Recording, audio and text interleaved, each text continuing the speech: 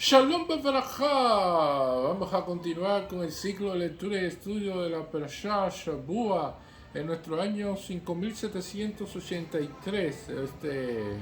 Esta semana Perashá Shoftim, y dice así: שופטים בשוטרים תיתן לך, וכל שריך אשר השם אלוהיך נותן לך שבטיך, ושפטו לך משפט צדק. Jueces y oficiales designará en todas tus ciudades que Hashem tu Dios te dará para tus tribus, y juzgarán al pueblo con justicia recta. Y esto es uno de los elementos que vamos a ver aquí, una misvá adicional que trae la Torá aquí, además de las misvás que ya conocemos, que son cotidianas, misvá, por ejemplo, de tefilín, la misvá de cumplir con Shabbat, la misvá de kashrut, todas estas cuestiones. Vamos a ver que además va a haber un sistema judicial y un sistema legal, se pudiera decir, dentro del pueblo de Israel, que va a juzgar y que va a estar compuesto por jueces y policías, necesarios para juzgar todas las cuestiones relacionadas con la Torá y todos los aspectos de la vida de las personas dentro del pueblo de Israel. Y esto es un elemento muy importante y necesario, porque evidentemente cuando se concedió la Torá para dársela y entregársela al pueblo de Israel, se conocía de que el pueblo de Israel iban a tener personas que iban a incumplir con estos mandamientos, Shalom Barminan, pero fue y sucedió. Y por lo tanto era necesario algún sistema que pudiera garantizar el orden, la paz, que pudiera seguir estas líneas de mandamiento en su implementación para todo el pueblo de Israel, en todos los territorios donde estaban las tribus. Y esto es un elemento interesante, porque evidentemente un juez cumple una función fundamental. Dentro del judaísmo lo vemos como un socio de Dios en la creación, porque precisamente, ¿qué es lo que hace Hashem? Hashem juzga. Hashem juzga a las personas y decide las cuestiones correspondientes a lo que le va a suceder a ellos, y así como Hashem juzga a la persona, un juez juzga también a las personas por su comportamiento. Y teniendo tantas cosas que están implementadas y aparecen en la Gemara, tanto en los tratados como Baba Kama, Baba Batra y Baba Metzia de nuestra Gemara, entonces vamos a ver de que va a existir un sistema legal y que este va a regir el código de la ley hebrea y que se va a establecer con estos jueces y policías. Esto es un elemento que hoy en día no se trabaja de esta forma, se pudiera decir. Es común hoy en día que las personas que tengan problemas dentro de una comunidad hebrea vayan al sistema de justicia del país en cuestión en que se encuentre, y que este sistema de justicia dictamine sobre estas cuestiones, que sigue en grandes rasgos la mayoría de los sistemas de justicia, la ley inglesa o el sistema de justicia inglés, que es lo que más abunda en la actualidad en los países de hoy. Y esto es un elemento a tener en cuenta de la actualidad. Pero en la antigüedad, principalmente en países árabes, las comunidades judías tenían su propio bedín, su propio tribunal rabínico en el cual funcionaba, y que las autoridades de ese país respetaban precisamente los din, o sea, los juicios que realizaban dentro de la comunidad hebrea, y las personas elegían generalmente ir a irse juzgado de acuerdo a la ley hebrea que participaban en la comunidad. Y hubo también muchas personalidades dentro del pueblo de Israel que fueron y ocuparon importantes cargos en los califatos, en los reinos de los países árabes, y que alcanzaron grandes niveles, se pudieran decir, desde el punto de vista de las influencias que tenían con la persona que regían en esos sistemas, y lograron implementar todo un sistema de justicia legal, no solamente para la comunidad hebrea, sino también para todo el país. O sea, hubo de todos estos elementos en la historia del pueblo de Israel. Y esto es una de las cuestiones interesantes. La ley plantea de que debe haber jueces, evidentemente, que son los socios de Dios en la creación, en el sentido de los que juzgan a las personas, y existen policías en adición, que son personas que ejecutan estos dictámenes que establece la ley a través del juez. Y esto es una cuestión interesante. En el judaísmo está prohibido que una persona sea juez y sea policía al mismo tiempo. Eso no existe dentro del judaísmo, porque plantea de que uno complementa al otro y no pueden existir de manera, se puede decir, independiente uno del otro, o de una manera en el cual estén cumpliendo las funciones, diferentes funciones, una misma persona. Y entonces esto trae consigo de que en este caso los oficiales de policía puedan realizar sus sentencias, porque a veces las sentencias a la vista de la persona, de acuerdo a lo que plantea la halajá, a lo mejor no le da lástima por las sentencias que tienen que realizar, y se ponen ejemplos, por ejemplo, una persona que es pobre, que le van a quitar algo y se lo van a dar a otra persona que es rica, y sin embargo por la ley le pertenece al rico, y entonces queda el celo, y entonces la persona que es policía, que tiene que ejecutar eso, puede sentir determinado nivel, se puede decir, de lástima con respecto a cómo se plantea la ley, pero en todas formas es una decisión del juez, es una decisión de lo que decidió la ley a través del juez, y que por lo tanto su responsabilidad solo está en el proceso de ejecutar, porque evidentemente si el sistema legal no tiene fuerza, en el sentido de que no tiene alguien un brazo ejecutor, como en este caso la policía, entonces no funciona, porque se puede decretar muchas sentencias que pueden hacer justicia, pero que al final no se llegan a cumplir, y entonces no va a funcionar, porque precisamente muchas de las personas que reciben un veredicto que no es a favor suyo, generalmente no están de acuerdo con eso. Generalmente se oponen, no, porque a mí no me conviene, yo no estoy de acuerdo con eso, no es lo que yo quería que el juez dictaminara y el fallo sea en contra mía. Y entonces, por lo tanto, yo por mi propia voluntad no voy a cumplir con lo que dice el juez. Y entonces por eso tienen que existir oficiales y policías, los cuales designen y los cuales cumplan con este trabajo. Y esto está claro aquí, escrito muy claramente en la Torá por la forma de comportamiento de los seres humanos. Esto es la otra cuestión que también se va a ver aquí, que se habla de en todas tus ciudades que Hashem tu Dios te da para tus tribus. Significa esto de que son ciudades en las cuales son ciudades hebreas, ciudades dentro de Eretz Israel, y eso es muy importante.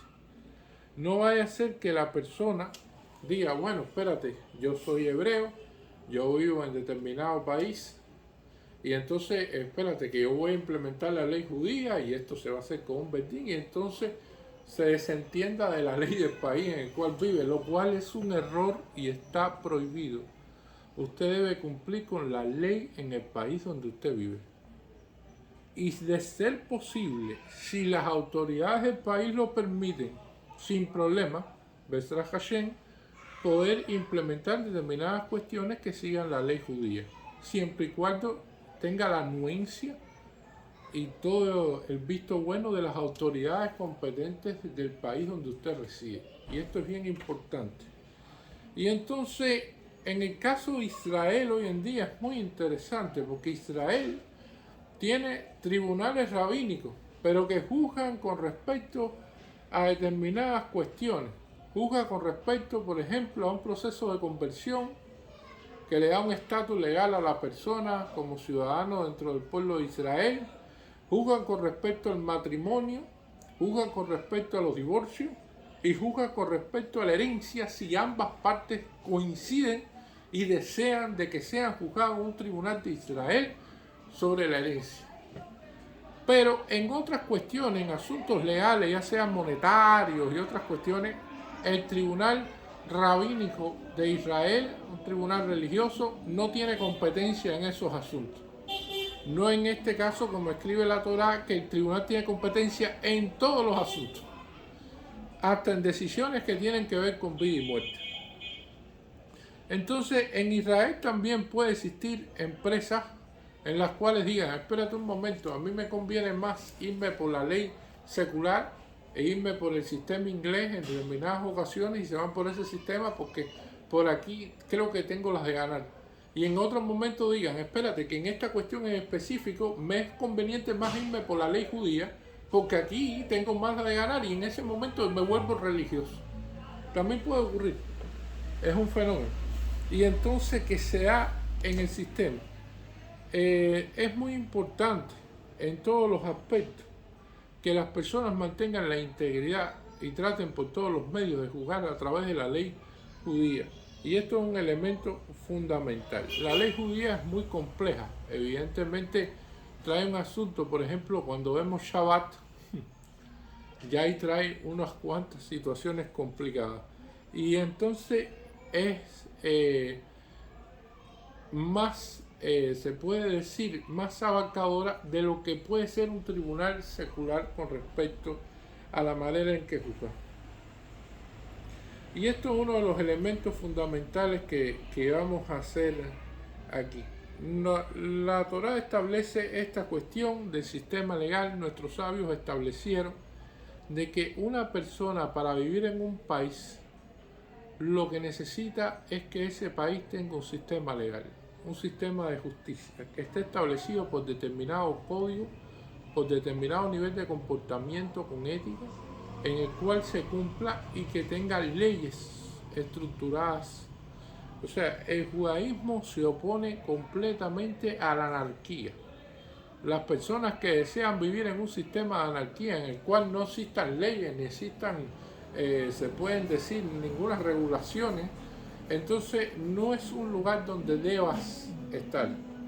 Porque un país tiene que tener determinadas unas cuestiones de infraestructura, de acuerdo a la ley judía, así como tiene que tener una infraestructura médica en el cual existan hospitales y existan formas de atenderse también. Tiene que tener una infraestructura legal también en el cual sea posible juzgar y que exista determinado orden, ley y orden sobre todo, para poder vivir ahí, porque es una prohibición vivir en un lugar de anarquía en el cual no existan leyes. Y esto es una de las cuestiones fundamentales que vamos a estar viendo aquí. Cuando se plantea que Hashem tu Dios te da para tus tribus, cuando dice tus tribus, nuestros sabios aplican de que cada tribu tenía sus propios jueces y ese juez era oriundo de esa tribu. No es que venía un juez de la tribu de Benjamín a juzgar la tribu de Shimón o viceversa, sino que un juez de la tribu de Benjamín juzgaba únicamente a la tribu de Benjamín y un juez de la tribu de Shimón juzgaba a la tribu de Shimón, y así sucedía dentro del pueblo de Israel. Y esto es una cuestión muy interesante con respecto a los asuntos legales dentro del pueblo de Israel, en el cual nuestros sabios plantean que el juez debe conocer a las personas, su manera de sentir, su manera de pensar y su manera de actuar, y debe entender la idiosincrasia de esas personas, las vivezas de esas personas, la forma de esas personas, que precisamente pueda convivir entre ellos para que pueda entender cómo funciona. Si usted trae un juez de otra región o de otro país a juzgar en un país distinto, va a encontrarse de que no entiende cómo piensan la gente, y lo que a lo mejor para él no es importante, que es algo que no tiene relativa importancia, en ese país es muy importante. Y entonces no puede entender el delito ni puede entender las cuestiones porque precisamente no entiende cómo funciona y cuál es la mentalidad de las personas en ese país. Por lo tanto, un juez tiene que ser oriundo y tiene que ser de esa región, de esa tribu en específico donde juzga. Y esto ha ocurrido muchas veces.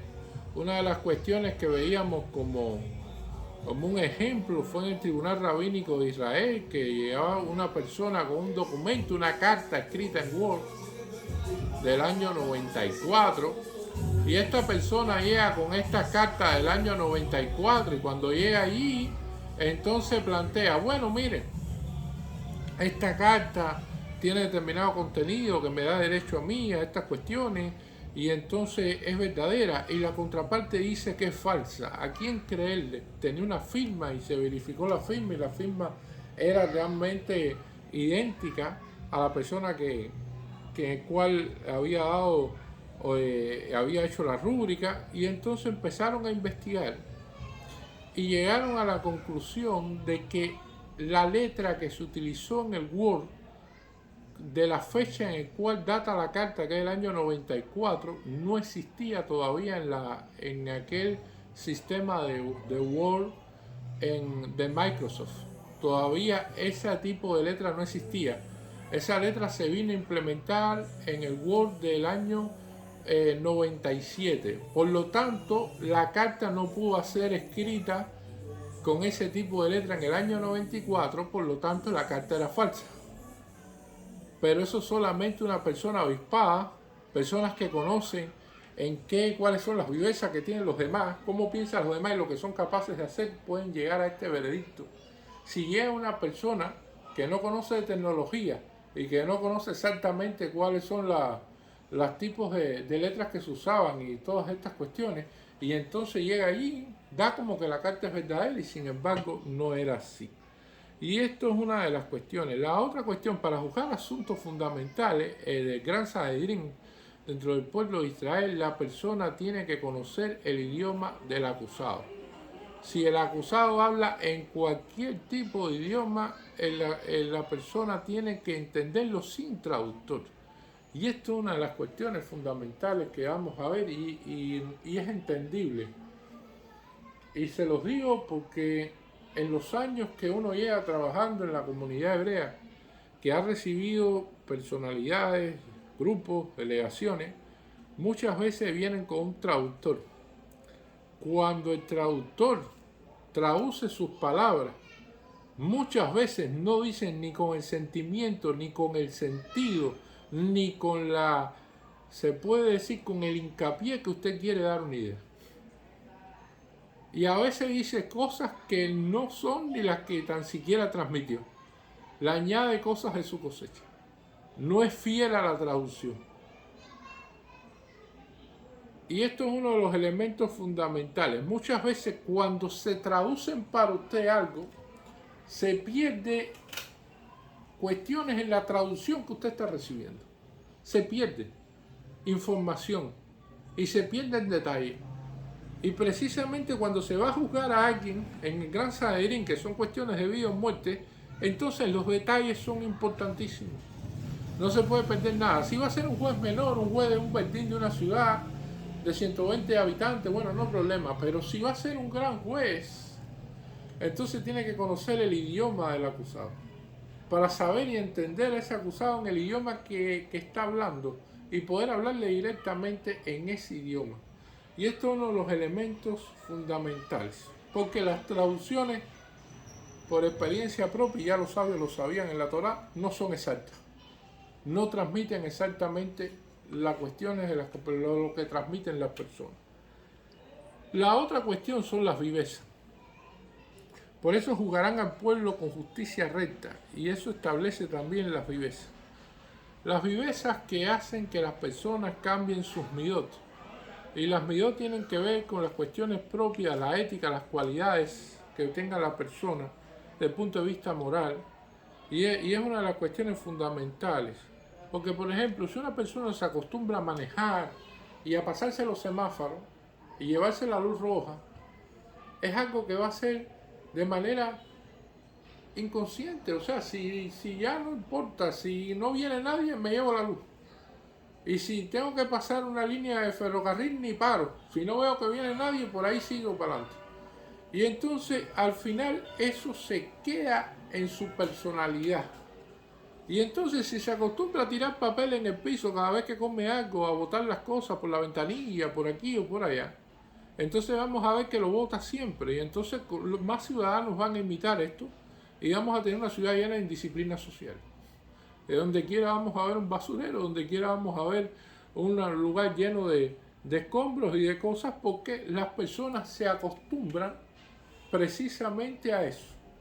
Si la persona se acostumbra a gritarle a los demás y a resolver todas las cosas gritando, si lleva una cola y entonces no le gustó y entonces empieza a gritar, si entonces alguien, no sé, tropezó con él en la calle, le empieza a gritar, si entonces va a la esquina y entonces ve algo que no le gustó y empieza a gritar, entonces esa persona cuando llega a la casa también va a gritar y en todo va a gritar y piensa que todo se va a resolver armando una bronca, armando un escándalo, armando un problema.